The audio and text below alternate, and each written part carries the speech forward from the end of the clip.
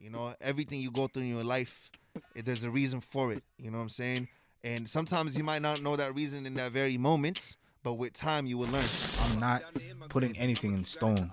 I'm like, whatever happens, alhamdulillah. There's always going to be good people and bad people. There are good people in every single faith, and there are bad people in every single faith.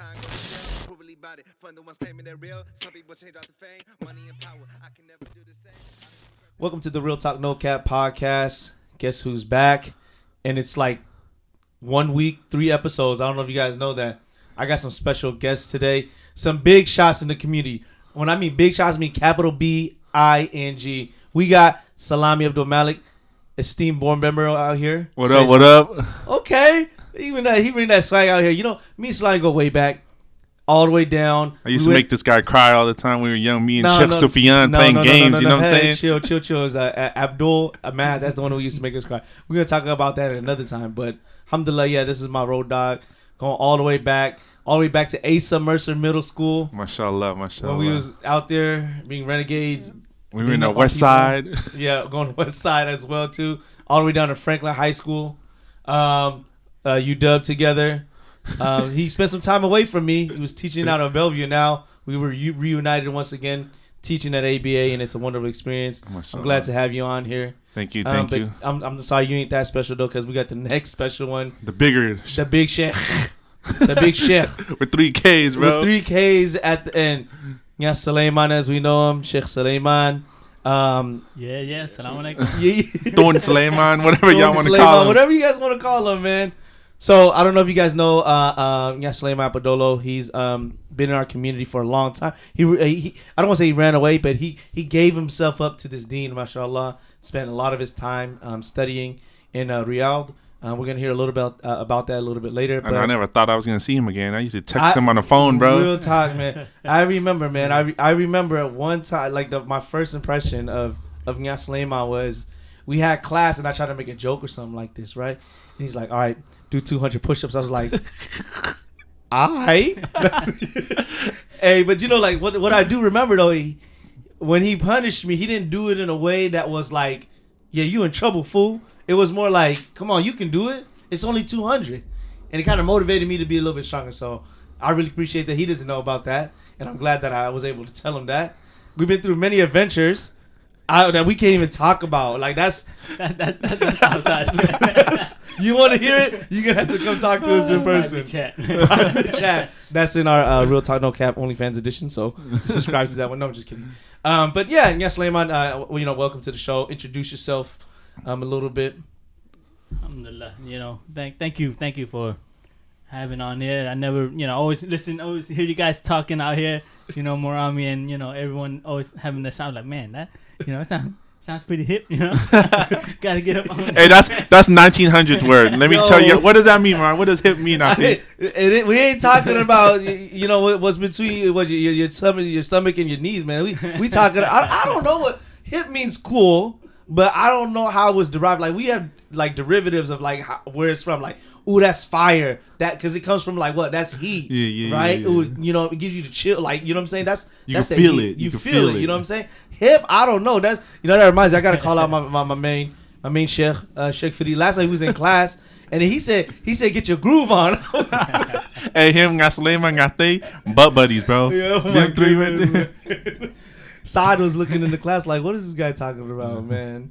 No, but yeah, so, I mean, I think you like it just because it's an opportunity that you can really talk, you can really be yourselves. I mean, I know especially for you, I'm being in a platform where you are, giving the khutbahs, as well as talking to people in the government. I mean, we're going to talk about what he does right now for our community as well. But you had to have that different tone, right? You got to know when to turn it off and on. In this real talk, it's just always off. You know what I mean? We just go and this is us. Like, people don't really understand, like, this is who we really are. This is how I actually talk. My wife was just telling me, she's like, man, you guys talk weird. We call that the Seattle freeze is what they call it or something like this. Seattle freeze when people don't, you always give cold shoulder to everyone. Yeah, that's just friendly how we people are. Or whatever. We are actually really friendly people. It just takes a little while to break in. So yeah, I want you to be yourself, man. Tell us about who you are, man. What do you want the audience to know about yourself first? Let's talk about your experience on why you kind of left the community to pursue higher education in Saudi Arabia. Man, I just like everyone else, just grew up in the area. We came very young. My family came, and I was only, I was Jalil's age when I came. So every time I look at him, I'm like, try to remember, like, subhanallah, time really, really flies. But then, when you grow up in America, you know how it is. You grow up as you have that, you're a Muslim, you're Cham, but you don't really know too much about other than that. Your parents, they teach you, they tell you do this, and you grow up just doing what you're supposed to be, what you're taught, Right. And I got to the point where sometimes, you had questions, I had a lot of questions in my mind that I needed to get addressed, and I wanted to, discover and try to find out what is it exactly that, that we believe in, and why are we doing things that we do the way we do, when we do it, when it comes to prayer, when it comes to fasting, and when it comes to anything like that. So it was when I first went out, it was just, for my own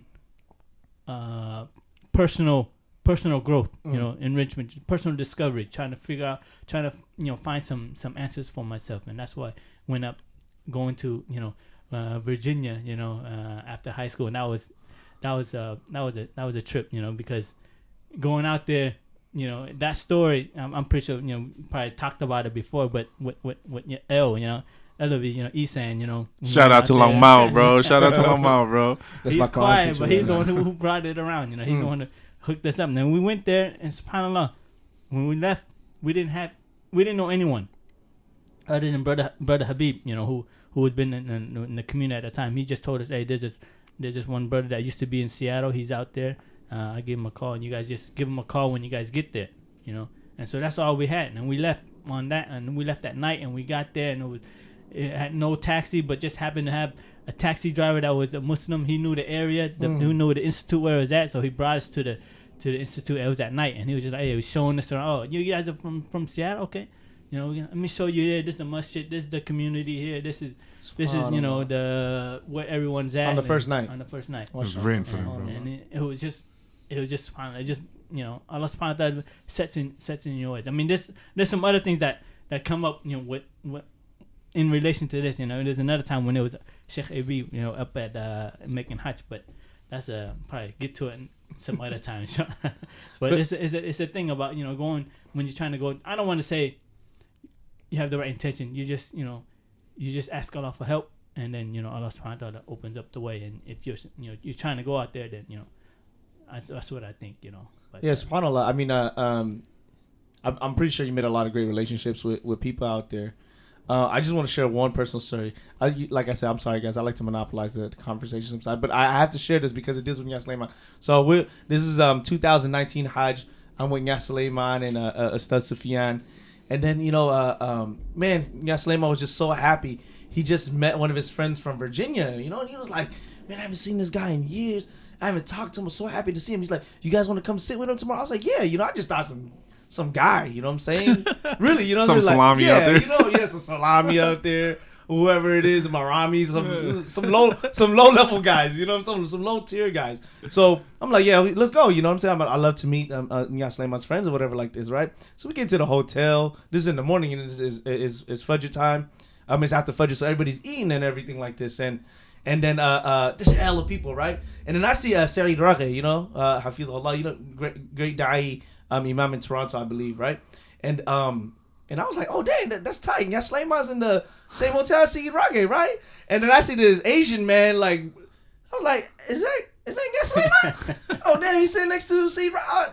And then he was like, oh, this is my friend. I said, man, why did you just say Saeed Raghi, man? I would have just a little nicer, put on some food or something. I was in my I'm pretty sure I was in my I only had a few pair of clothes, but I think I was in my sleeping thobe or something like this. I was like, hey, that's the same way he wrote it safe for him, Mo. Yeah, so mashallah. I mean, the people that I've met that were in Virginia, I mean, mashallah, it seemed like it built a really strong foundation for you guys. Do you feel like Virginia really prepared you guys to, seek knowledge elsewhere? Yeah, I mean, Virginia, it was really, really, really nice. I mean, I don't, because that was something that you really had no kind of support. You know, it wasn't something that you got a scholarship stipend that you can live off. You went there, you know, just like everywhere else, but you really had to make the effort to go out there and try to make it. You know, because you're going to school, and then at the same time you got to work. You know, and try to find something, but you know, you can't work so much because then you're gonna, you know, slack off on school. You know, so you have to cram up and just everyone just on the same page and just. No mukafa over there. No. No stipend for the students. Nothing like that over there. So you know, you just, but you're just like a big, you know, you're like one truly like a family. You know, when you're out there with the brothers, then you I imagine sleeping in like one room and like 8 people. It was crazy. That's why every time, you know, when I see, because when I was in Virginia, when I was in Riyadh, there was a student that just came from Toronto, from Sheikh Saeed Masjid, and he came. I didn't know he was from. But he's, oh yeah, I know. He's my imam. I said, oh yeah, really? Okay. And then, you know, I said, hey, you tell him when you go back, you know, you met Slayman, and ask him about the story about when you had to sleep in the hotel and see what happened. You know, I'm not gonna tell you because, you know, let him. He said, oh yeah, and he went back, and I never really got a chance to talk to him because he went back, and I think, you know, I don't know if he finished school or not, but you know. Mashallah. So I have a question too. World, I mean, I know that a couple of the brothers from Seattle went to Virginia. Was there nowhere to study here in Seattle? Was there a masjid? Like when you first came, was there a masjid? Like why was it going to Virginia and not seeking the knowledge in Seattle? And just like, what was it like over there during that time? You know. And just to add to that, like what was learning like here in our community? What was learning Islam like? I mean, because I think it was very different from what you guys did in like my generation, Sallamy generation, but how we learned. Yeah, I mean, at that time, you know, there were always lectures. You know, like Ustad Muhammad Jaman would always come give lecture, but it's just like, you know, weekly, you know, topics or whatever. You Not know, a class. Tafsir or something like that. And you know, Brother Habib, you know, he was having weekly class. He was the one that having weekly tafsir class, and you know, sometimes you have a little private session that we would meet up every now and then at his place. He used to live out in the plaza, the MLK apartments, you know. But as far, you know, there wasn't really, other than that, you know, there was nothing else, you know. There wasn't no structure, no school or anything like that. It was just, but it was enough to spark that flame to want to know more. Man, I think because it wasn't enough, it made me curious, and you know, made me desire to try to learn a little bit more, see, you know, just get a little taste and just try to move it. So I think, you know, everything happens, and I think everything was there for a good reason. So there wasn't, aside from that, there was nothing structured, anything that, you know, it wasn't, I don't want to say the in thing to do, but there wasn't a lot of you know, a lot of people that were trying to. So Brother Habib was the one who sparked that flame, and he was also the one who recommended you guys to go to Virginia. Yeah. He was the one that, you know, made, you know, he was able to connect the brothers with, for me, in Virginia, you know, but for the other brothers, you know, Sheikh Abdulmalik, Sheikh Fadin, and Sheikh Abdulghani and all that, he was able to, you know, get in touch with them, because at that time, there were, you know, our masjid, they would always have Ramadan, always sponsor. There was always from the embassy, from, you know, onto Tat, you know, Haji Muqtar, you know, he rahimahullah, he was very well connected with the embassy, you know, people in Washington D.C. So he was able to bring, you know, someone every Ramadan for, like, I think for 5-6, you know, it was a consistent thing where we always had someone come from overseas leading the Ramadan prayer, and then those imams, you know, they would go back and they would help you know, follow the paperwork that, you know, people submit and turn in, you know. Do you remember that? I feel like I was too young. The only thing I remember from what he said was from Muqtar. Yeah, subhanallah. Yeah. Yeah, I didn't even know they was doing that during that time. It's so crazy because that led to this this mass, like, I don't want to call it a trend, because like, mashallah, the people that went, I really felt like they came back and really gave back to the community, and it caused so many of people from your generation to kind of go study. Like, your brothers went to go study too, right? Yeah, both of them. BOF, both of them.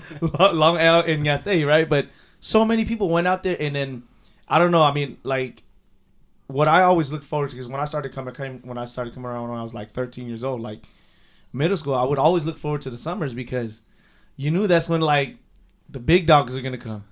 You know what I'm that's saying? for sure. Like it was. We used to go to the airport. They used to break dance before we sent them off. It was live. That's when we were able to go stand in the it was different. at the Yeah, gate. yeah, It was yeah, crazy. yeah. It was a party every time, huh? Yeah, but it was just so fun to kind of see them come back, and they were so celebrated, and rightfully so. You know, just to kind of give back, and like I honestly, I talk with Sallamy and often, and it's just like those people, they gave back so much, and I felt like it was like a golden age of knowledge that they were able to kind of share with us. I mean, for you guys to come back and build our fundamentals was so important, and you know, for like myself and yourself and Slayman, and Sallamy of course as well too. Like we're so much into community work right now. How do you feel like that aspect of teaching goes into the incorporation of learning within our community, like with our children? Like how important is that, and what do you see as for it to kind of grow our community? Why is that so important to continue on this trend of seeking knowledge? I mean, it's just, you know, it's very important for us to really, you know, for me it was that point where to go study, I was able to say, you know, I was proud of my identity as a Muslim. You know, Islam. I wasn't, you know, didn't feel embarrassed or didn't feel shy, or, you know, afraid to you know, say that you're Muslim because people thinking you just don't eat pork, or you're just weird, or you're gay, or you know, whatever, this and that. You know, you don't like girls and stuff like that. So it was just when I went out to learn and understood the reasons why, you know, have a better understanding of our beliefs, then it helped me to, you know, really be proud and be proud of the Islamic identity, and that's what I think is very important. You know, because we living in a time where, you know, it's there's a lot of forces, a lot of different aspects that makes a person doubt, you know, throws doubts and misconception, and they try to just try to stick it in your head, you know, and then gets everyone like wondering, like, oh, is this the right, is this, you know, they start doubting themselves, then it starts going down, and then Shaitan opens up, and then they just go a little bit further down. Yeah, and there's no way to combat it if we're not doing our job in the communities, for sure. Yeah, I mean, I think this question kind of goes to you too, Sallamy, because I want to get you in this conversation. I mean, for yourself, you're an educator, right? I mean, you were teaching at Bellevue before you taught at Abu Bakr, and now, you know, you're part of the education committee here at Jam Muslimin CRC. Like, why do you think it's important for us to be able to continue? I mean, you talked about it a little bit right here, but like, why is it so important to kind of push our kids to kind of take these classes, you know, of all ages, you know? I think for me, I come from obviously not a person of knowledge, so I see it as a way for the our kids and things like that to grow a bond, because I think that's how we grew up. Like me and Maramy and Sheikh Sufyan, like, ain't nobody come to school to learn. We come to school to hang out. I'm gonna go see Maramy. I'm gonna do this. We're gonna go 7-Eleven. We're gonna be doing push-ups. You know what I'm saying? That's why I got Slayman stuff for these stuff, had us doing all these push-ups, you know. But you know, when it goes that bond, and you know, our parents are, you know, just like us, inshallah, when we have our kids, but you know, they push us to go to the masjid, and they have those good intentions.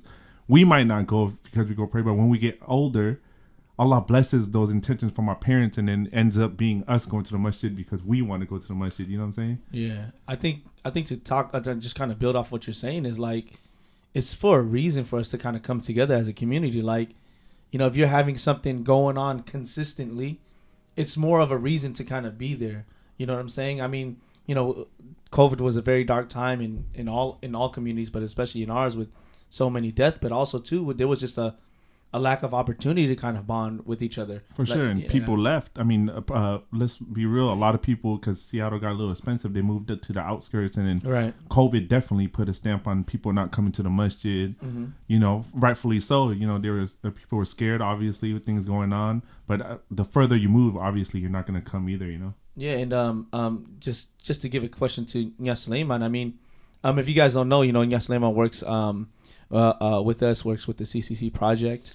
I think before you get on to the question, I just want to add to what you guys are saying. Like, you know, a lot of times people thinking that, you know, when you learn more about Islam, learn more about your religion, that, you know, there's just that aspect only. You're not focused on your life here. You're focused only on your life in the hereafter. You know, and I think when I learned about, Islam and learned about the hereafter, you're not only thinking about the hereafter, you're also thinking about, it encourages you to excel and do good as a, in this life, Yeah, high aspirations all across the board. Exactly. Right. So it's not, sometimes we think like, oh man, if they're going to study there, that's it. They're not worried about getting a job. They're not worried about, living this life or anything. They just preparing. And that's a misunderstanding. That's a misconception, and that where if a person truly understands what they're doing, then it would reflect and it would be, manifested in how they carry themselves and how they try to achieve in this life as well, So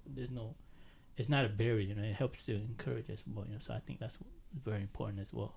Yeah, and I think with education, like, to understand that, like, there's a lot of times that I talk to youth and they're just like, whoa, I never really saw it like that. You know what I mean? When we're talking about, man, we're Muslims, we got to be the best in everything. You know what I'm saying? Whether that's mathematics, whether that's in school, whether that's your adab and stuff. Like, people forget. Yeah, the people, like, I know exactly what you're talking about. People think, oh, this guy wants to go seek knowledge. I say he's gonna be Zahid. He's gonna be this hermit. Drop Toyota Camry. All the guys that's driving Toyota Camry, sorry, man.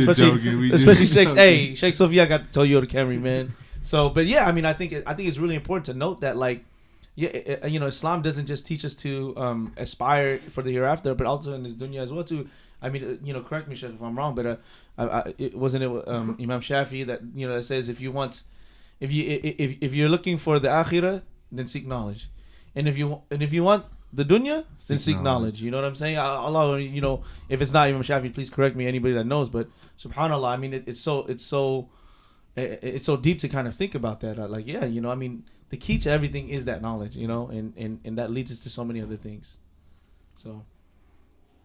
Sorry, we just had somebody open a door here. You know how we is when we hit doors. Yeah, you know what I'm saying? Just real quick. But anyways, back to my question. I was saying that Slayman, after graduating, came and gave back to our community.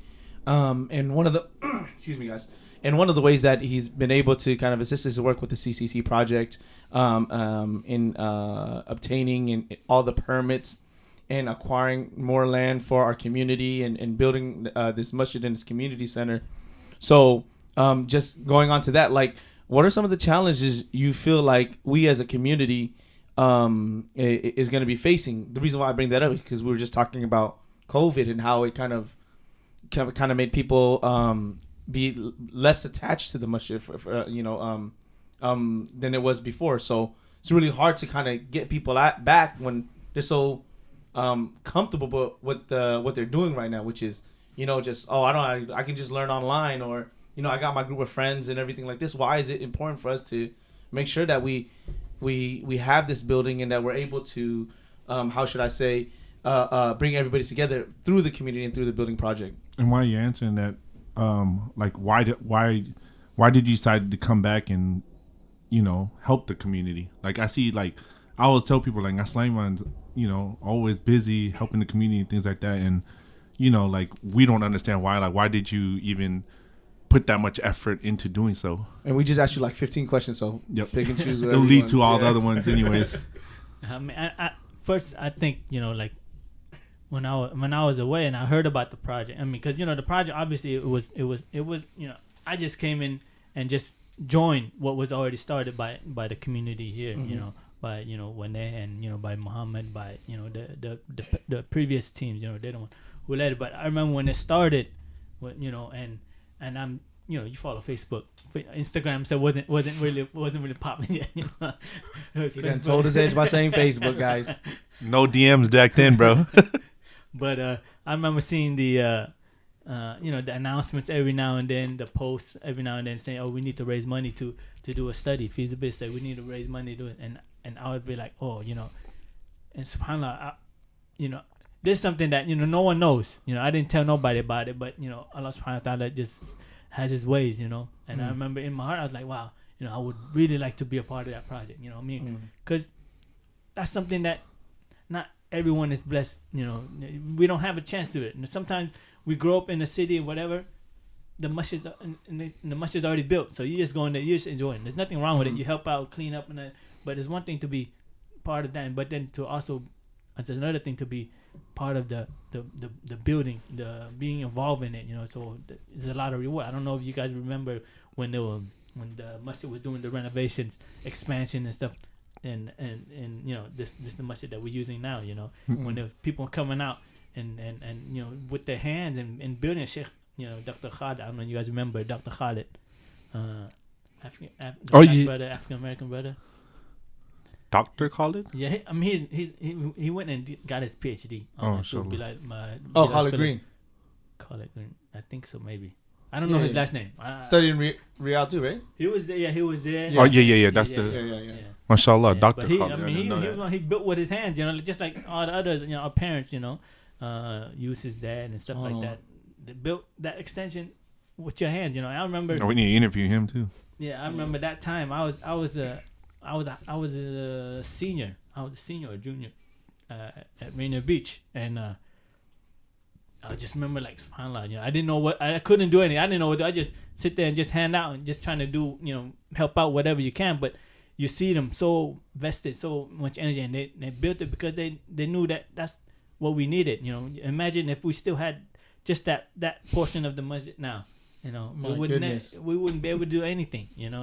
And everything will be, especially with the way the community is going. So I remember, I don't know where I was at, but we did. I didn't know where my question was at, by the way, too. But I mean, like subhanAllah, you just saying that, and it resonates so much with me, just because like working with a lot of youth, we find a hard time on trying to see how we can assist in a project like this.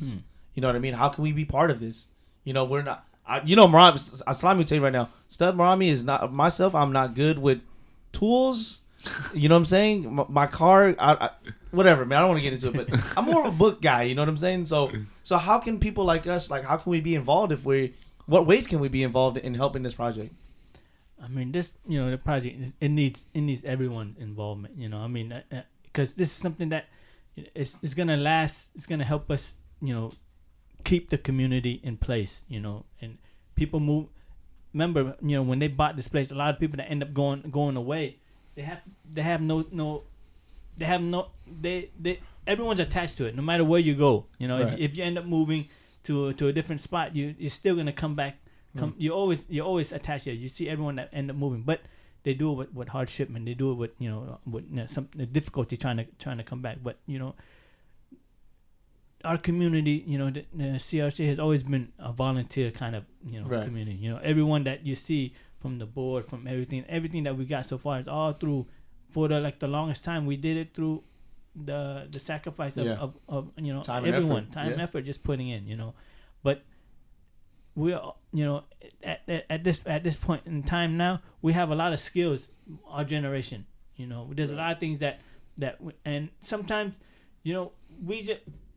If we go and we ask the wrong people, and sometimes they don't know how to deal with a younger generation or whatever, they might say, "Oh, we don't need no help on anything like that." But we do need help, and any skill that a person can help with, marketing, how to get the word of mouth, social media, how to start those kind of stuff, the modern way to reach out to the younger crowd, because we have the older generation.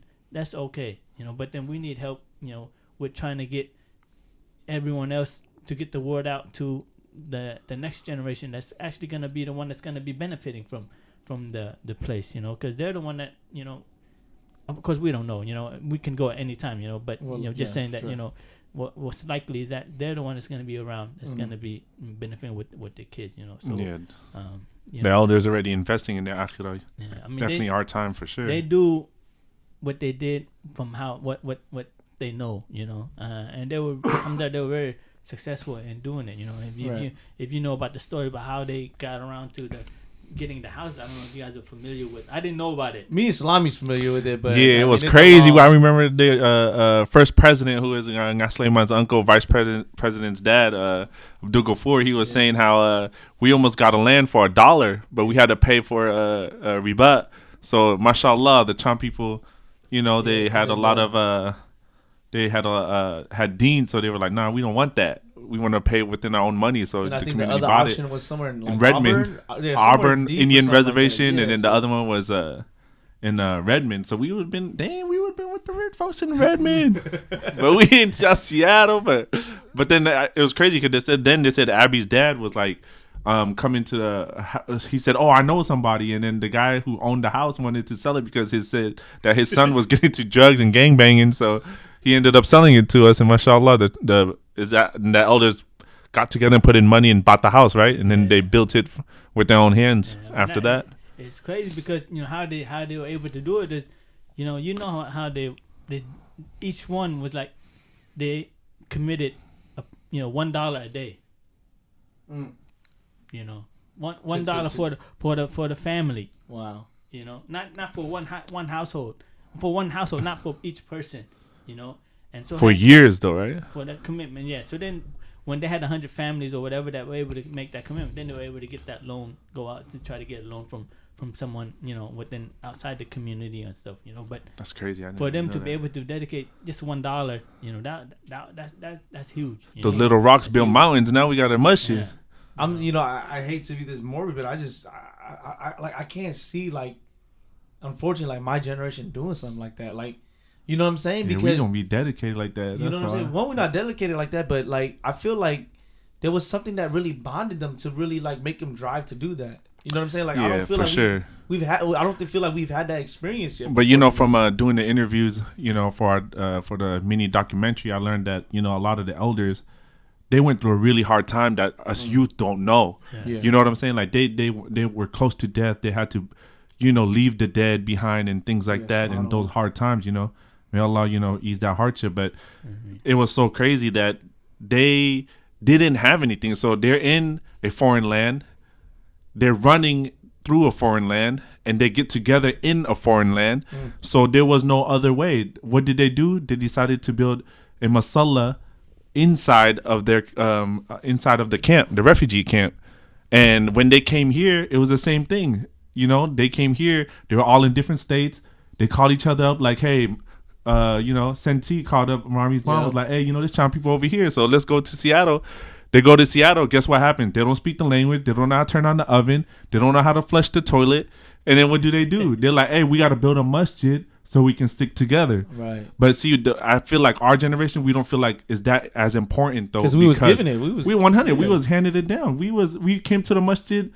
It was already built. We played basketball, everything like that. We don't know the importance of it. But when hard times comes, we're going to be looking for it. Yeah. I mean, it's important to be together as a community. That's why you see like everywhere you go, you see them in Vietnam, you see them in Cambodia. They're together as in one area. Even that Hajj.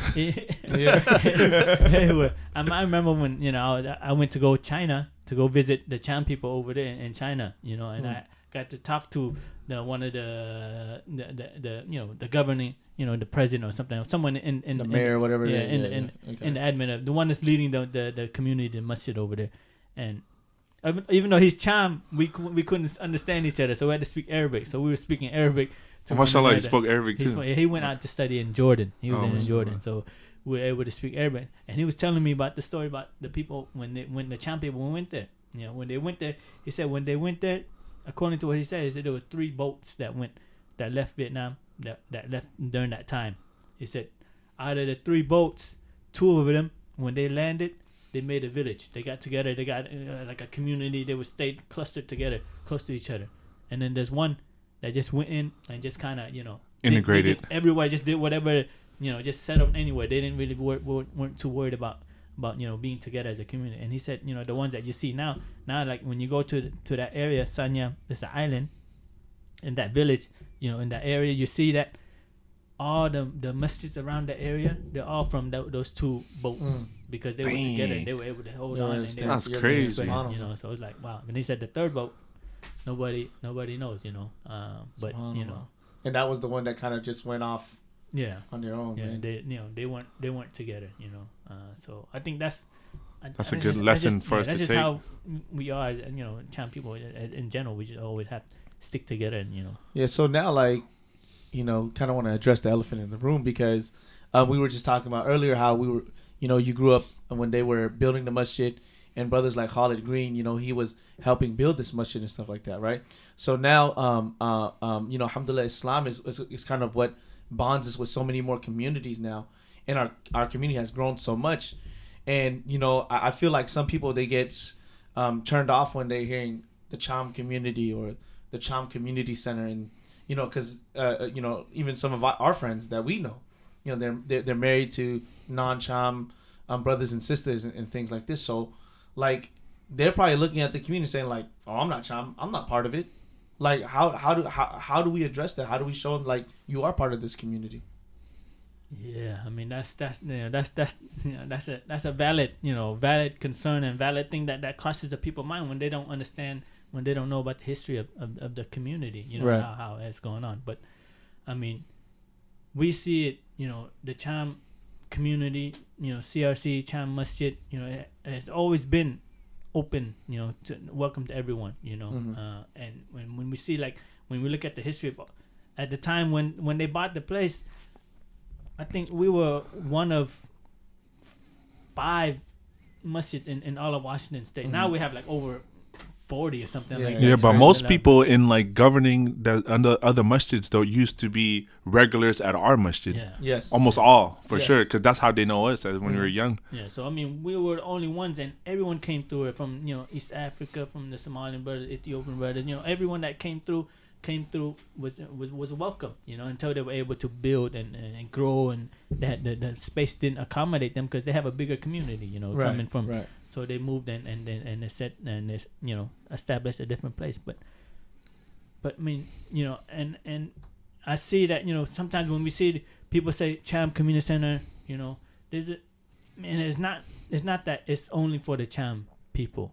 You know, when we look at how everything is, when we look at other masjids and how it's named, you know, we see that sometimes the name doesn't mean it's restricted for that specific population or that specific family or whatever. You know, when you look at Los Angeles, King Faisal or King Fahd masjid in Los Angeles, you know, it's named King Fahd Masjid, but it's not for his family. It's not for the royal family of Saudi Arabia. It's not just for, it's for everyone. But why did they name it King Fahd Masjid? You know, because of his support. You know, sometimes we find that a masjid, or even any community center, it doesn't necessarily mean masjid, but any community center, any kind of building, even outside of the mosque, you look at outside of the masjid, you look at the schools, you look at libraries, you look at different. They name it for various reasons. Sometimes they name it because of the support. Because of the support that they received from them. So King Fahd is one of those. You know, and you said even closer to home, you were saying Northgate Masjid too, right? Masjid, same. It's Sheikh Idris, you know, Masjid. He's a big, and there's a reason why they named it. Everyone knows that Northgate, but doesn't mean that it's just for his family, Sheikh Idris family. Or you look at the one in DC, the DNet Center. Yeah, like before Slayman even said that, I was telling Maramy, like, if he didn't tell us, like, we come to the masjid all the time, we're always around people, we didn't even think of it like that. Like, I'm not gonna be lying, Maramy can vouch for this too. Like, when we were young, when people used to be like the Cham masjid, we used to get offended. We'd be like, nah, we Jamil Muslimin, like, you know, like we're from Jamil Muslimin. Like, we felt like almost as if it was a bad thing. Not until very recently that I started seeing things different. Like, you know, if it's not haram, it's okay. You know, like, that's the way. That's what I always tell my students too. Like, it's okay to have a little culture, you know, that's who we are. Like, you can't deny that, you know. So like wearing the sarong and things like that, or we wear those you know, the champayun, we wear those kufis that look like a little boat. If you flip it outside, the velvet one, you know what I'm saying? Like, that's part of our culture. There's nothing wrong with it, you know. It's actually, I used to see it as a bad thing, but now I see it like when they wear it to the masjid and stuff, though, they got more that's their sense of, than us. Yeah, that's their sense of looking good. Me and Maramy coming over here in sweats with holes in it, holes in our socks. But mashallah, when they come to pray, when my father comes to pray, our fathers come to pray, they wear the nicest of clothes. They wear a nice kufi. They wear a nice button up. Mashallah, you know, like, I see it different though, because I feel like I can relate to the youngsters who, you know, they were like, oh, Cham Masjid, that. But I just started recently seeing it different. Yeah, and, you know, it's hard to understand though. Yeah, like, I mean, just one of the reasons that for the support, but also sometimes the place is named because of the people who establish it. You know, so that's how we got to the Cham Masjid, or, you know, because the people outside everyone outside of the community, they call it the Cham Masjid because they know that that was something that the Cham community established. For sure, if you pass away somewhere else and you chom, guess where they're sending you. It don't matter if you're a heck of far, you still getting buried with over here for sure. And it's something that we it's understandable. Sometimes it's something that if we're not aware of it, then we feel a little bit uneasy. But if we think about it, we look at what's the masjid over there across the street. Gambian Masjid. That's what we call it, Gambian Masjid. Masjid? I actually don't even know, bro. I think I'm surprised because the brothers come pray here too all the time. Yeah, and we talk to them all the time. So we know that's the Gambian Masjid. Got him. But we know that it's not for the Gambian brothers only. It's everyone. But just that we know that they are the one who established it for something that same thing with the Oromo Masjid. We say Oromo Masjid, but what's the name of the place? Yeah, I think Oromo. I think it's. I don't know, brother. I'm not even gonna lie to you, brother. Yeah, I don't know what it is, but we know it as that. But it's the same. It's the same thing. It's just that the community is the one that established it. Yeah, and I think it's important to know with any community, it's important to make sure that we don't get into a situation where we're using it to our cultures or whatever like this to make it like we're better than anybody else. And I don't feel like we do that with our community and the other communities as well. You know what I'm saying? And I think that's just a trick from Shaitan who kind of uses that to make us avoid that place. Oh, I don't want to go there. That's the challenge. I don't want to go over there. I don't want to go Abu Bakr. That's a Somali masjid. But just because myself, Sallamy, we work at Abu Bakr and we love it there. Yeah, we love it. You know what I'm saying? And yeah, there's a little, somebody's gonna make a joke about an Asian guy every once in a while. I'll make a joke about it too. You know what I'm saying? But you got to be able to laugh at it sometimes. You know what I'm saying? And it's not anything that's brand new. It's just something that if it's gonna go against Islam, then we need to correct it. And and I also learned one thing from the from our teachers. Like Sheikh Slayman, Sheikh Abdulmalik, Sheikh Ustaz Farid, all them, is that I remember they used to bring the example you shouldn't not pray Sunnah because you think, oh, your soon-to-be father-in-law looking at you you know what I'm saying? Because if you do that, then you're not doing it for the sake of Allah anymore. You're actually not doing a good deed. You fall into you know what I'm saying? You fell into the Yeah, trap. So exactly. if you not coming around a masjid, or if you not trying to help a masjid because of those type of reasons, then it defeats the whole purpose. Because you're just trying to stack your deeds for the hereafter. You shouldn't let that stop you from anything. Yeah, for sure. I mean, that's what you mentioned was right on point as far as the culture.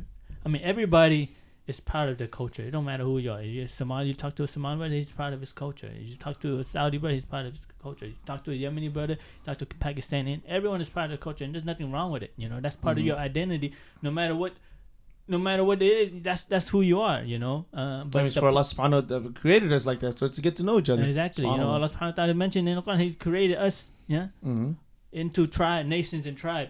For what? لِتَعَارَفُوا, so that you may know one another. SubhanAllah, if you think about the verses of the Quran, He tells you that إِنَّ فِي خَلْقِ السَّمَاوَاتِ وَالْأَرْضِ. It tells you that in the creations of the heavens and the earth, and other places, وَفِي اخْتِلَافِ أَلْسِنَتِكُمْ, and the difference in your tongues. There's what?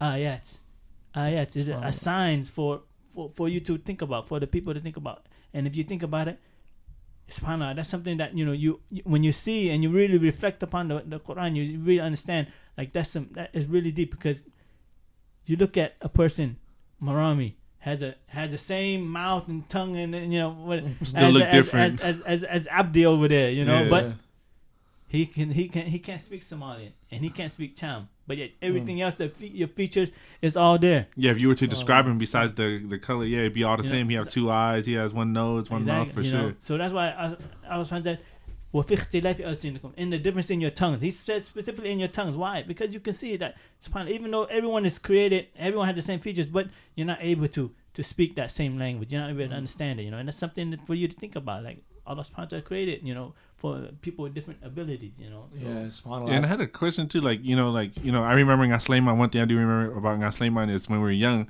that really captivated me is that, Slayman used to always teach about the seerah, and when he used to give khutbahs, he used to always talk about the seerah, what are some things that the Prophet sallallahu alaihi wasallam, as far as eating or things like that he that was cultured, a part of the Arab culture? What are some things that were part of the Arab culture that, you know, we might not see? Because, you know, like when we learn about it as basic people, we just saying like, oh, that's Islam. But in reality, maybe the way they dress or certain things they ate, the Prophet ate all the time, that's part of their culture, you know? Or like the circus of when he had Aisha on his... Yeah, I mean, one of the things that just pop out, you know, that really is what you mentioned, you know, during the time, the celebration, Eid and those kind of things, he would have, you know, the warriors come out and do dances, you know, do their, you know, the traditional warrior dance or whatever, you know, and that's something that is if you look at, you know, the culture of the Arab, that's what they do, you know, because he's an Arab, you know, in the Arabian Peninsula, you know. So and he was there, right? He was there, watched it, and he would stand there and watch it, and he look, and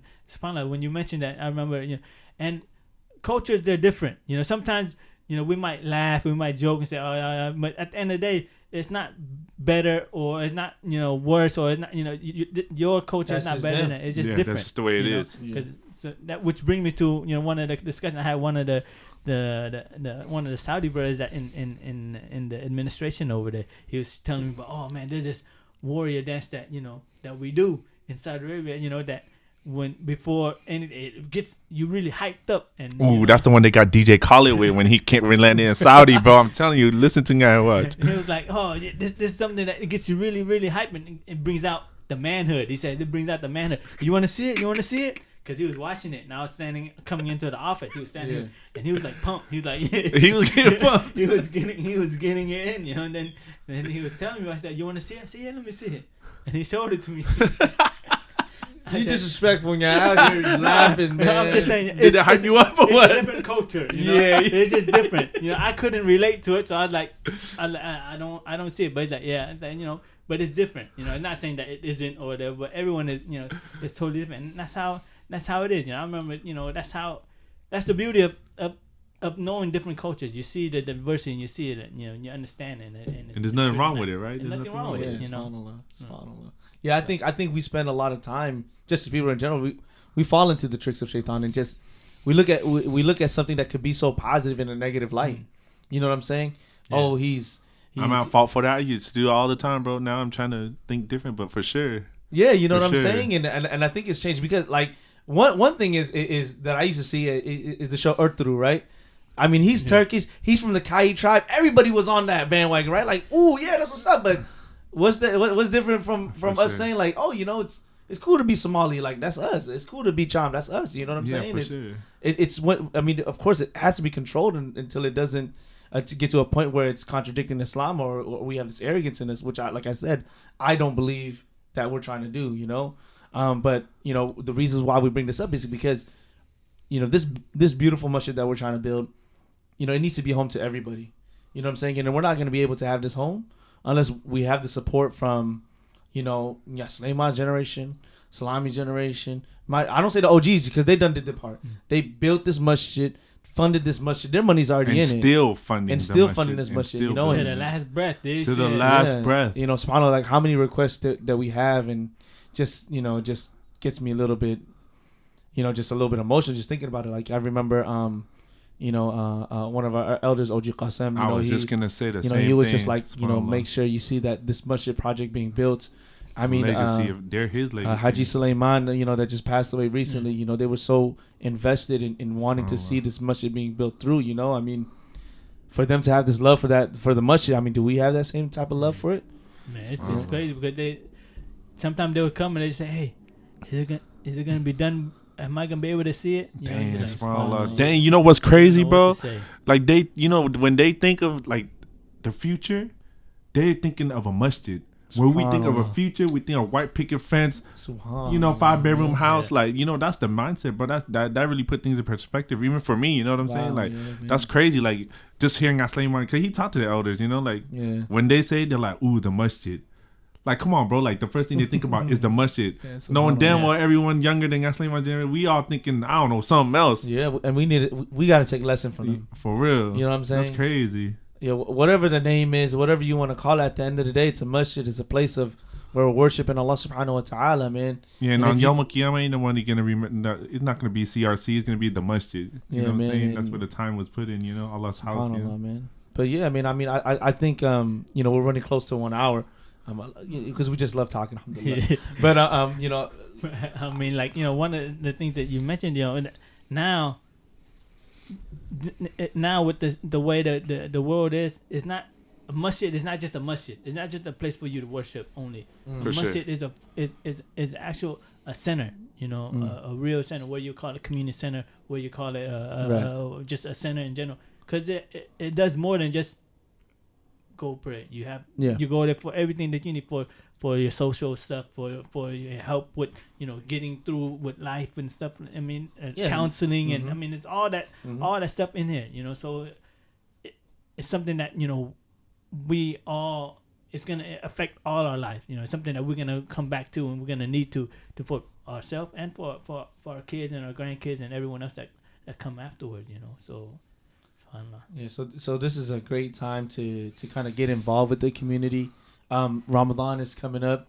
We've got a loaded schedule for our Tarawih prayers, the reminders at night. It's just a great opportunity to build that bond and that relationship with this masjid, with this community. For sure. And I'm just speaking for myself. Being able to work at this community for 4 or 5 years now, it's just so important for everybody to be involved.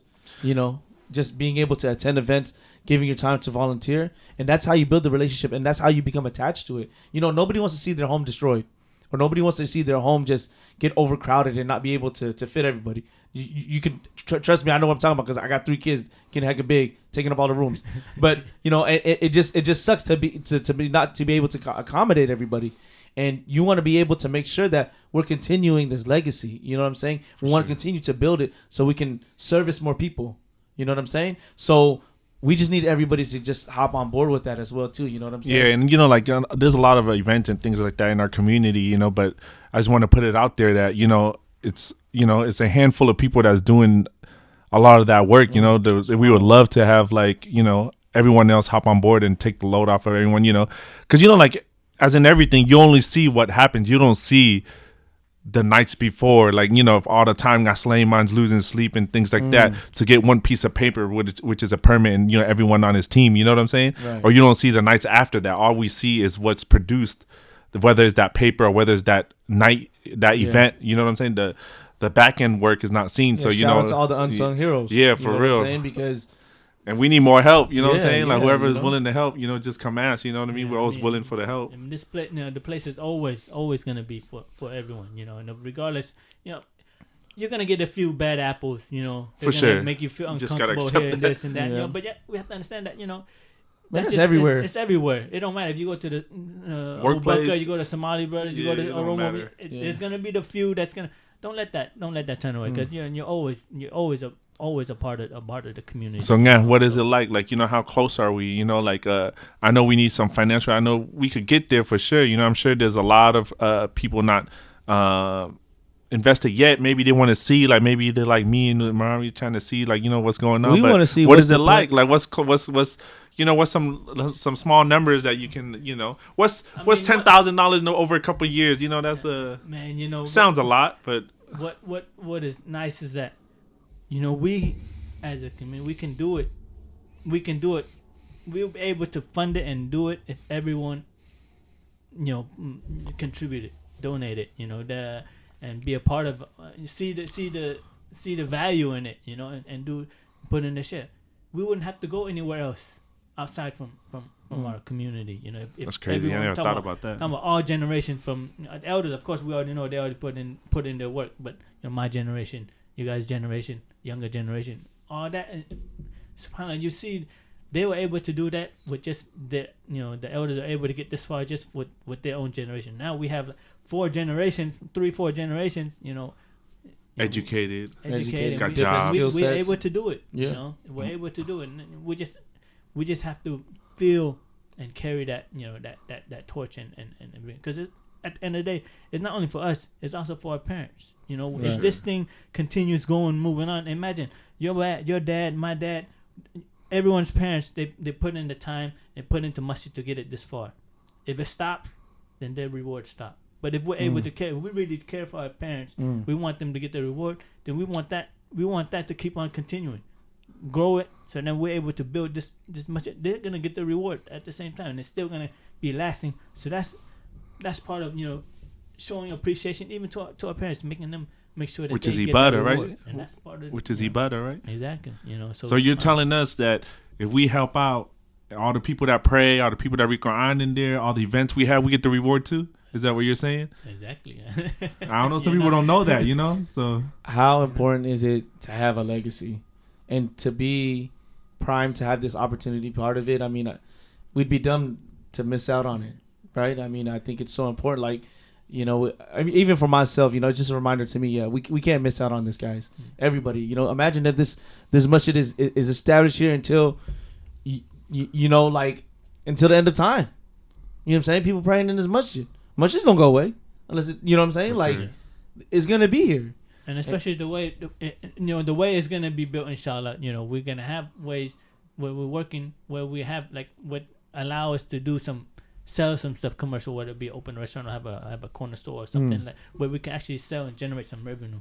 So before it was all self-funded, donation up. But now we're moving to a point where we're actually gonna be able to try to be sustainable by doing others having some source of revenue. So it's just a matter of us establishing that, building that foundation and or expanding on that foundation that was already built. And it's like you mentioned, Maramy, like this is really an opportunity.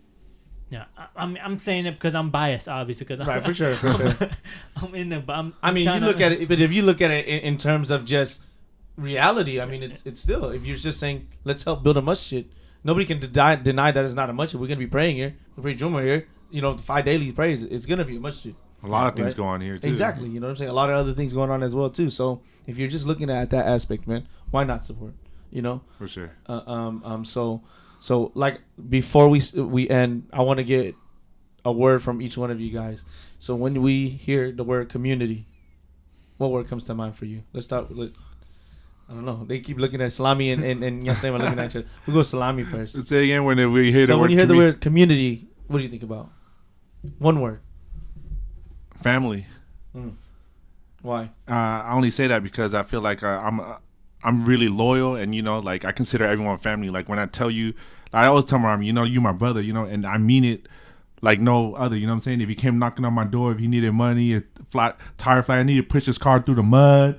It don't matter. I'll be there. You know what I'm saying? None of those things ever happen. And like a lot of people always be like, oh, when some people be like, hey, just hit me up. They don't really mean it. You know what I'm saying? But I try to have that practice of meaning it, like treating people like family when I tell them that it's like that. And then when I think about the community, I think of it as like a big family. You know what I mean? Right. Like we need the family. We need everyone, all different ages, all different, male, female, to help each other out so we can, have all these events and continue to, get these rewards. You guys don't see it, but I got a tear coming down my eye right now. That was beautiful.